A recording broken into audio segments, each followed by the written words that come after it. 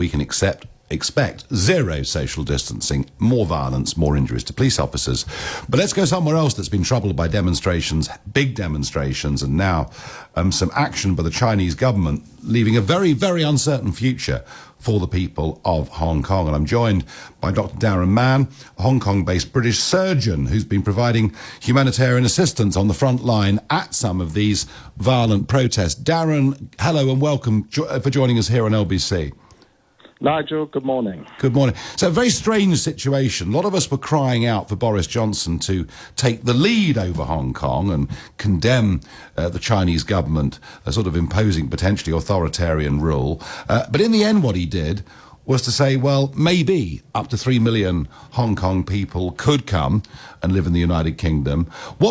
Tell me, firstly, what is the situation in Hong Kong right now? The situation in Hong Kong right now is extremely tense, with public anger building and a sense of their space for political involvement being increasingly restricted. And that's going to lead, I think, to some predictable outcomes in terms of violence on the streets and some unpredictable outcomes as perhaps radicalization occurs. I'd like to give you a perspective from the medical observation point of humanitarian medical workers, and we've seen on the screens, of course, worldwide, violent protests over the last few days. Remember, medical workers are right in the middle of this, and we are seeing it from both sides. Our role is to treat the injured and act with humanity, the defense of life and health and dignity of human beings. But in doing that, we require respect from both sides, and we require our symbols of protection to be acknowledged and respected. And what's occurred in Hong Kong, which is very different from the professional standard of policing that we've seen in the UK and mostly in America, and that is a complete abrogation of international levels of responsibility from the Hong Kong police force, who regrettably have been acting as an organ of state suppression. And they have been witnessed not only by myself and other medical providers, but now actually by United Nations special rapporteurs in a report, to be violating the basic instruments of international humanitarian norms. Now, we have, Darren, we have, and I think we have a moral responsibility. The 1984 agreement, the 1997 handover. I mean, should the UK be doing more in this situation?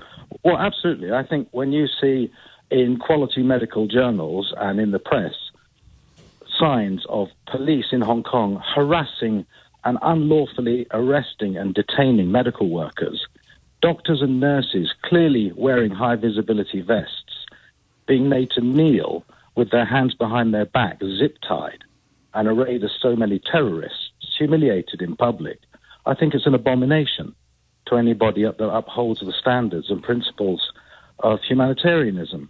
And I feel that not only does the United Kingdom have an obligation, I think it goes beyond that. I think it should go to the custodians of international humanitarian law, and I believe it should go actually to the highest body with international authority, to the United Nations.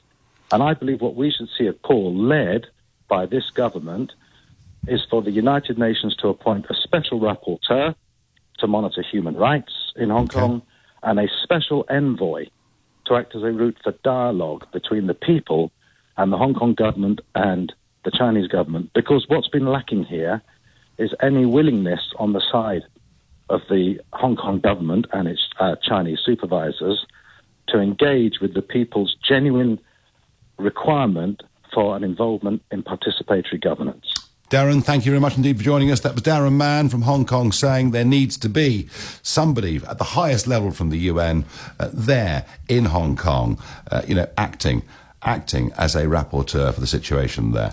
And we'll come back to Hong Kong repeatedly. It's an issue that matters. Right, these protests this afternoon, more violence. Should they be allowed to go ahead? Or should, as David Davis said, yes, by all means protest, but you have to obey the law.